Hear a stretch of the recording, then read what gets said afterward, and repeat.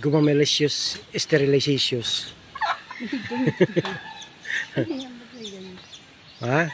Kung mapapansin nyo, ngayon lang kayo makakakita ng bulaklak na kulay orange. Oh.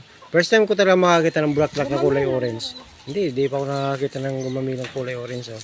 So, itong halaman na to, ay kung mapapansin nyo, ay may mga tinik po yan. Oh. May tinik. Yan po. Para siyang plastic. Pero totoo siya. Oh, parang plastic, parang yung nagsasalita rito. Ha?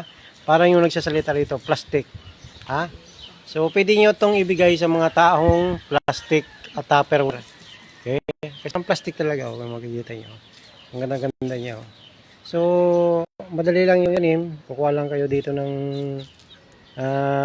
tangkay niya. So, situsok nyo sa lupa. Madali po siyang mabuhay. Ito yung kanyang, meron pang bago. Ayun ang bago, yung green. Ayun. Ito nga, meron ito. Hindi pa nagkukuha. So, yan. Hindi na, siya, bubulaklak ulit yan. Kaya yun, bulaklak ba yan? Di ba yan? Yan. Parang yan talaga. Para siyang ang amoy naman. Walang amoy. Wala siyang amoy. Hindi siya, kumbaga, mabango. So, yun lang ang way niya. Yan po. Ganda, oh.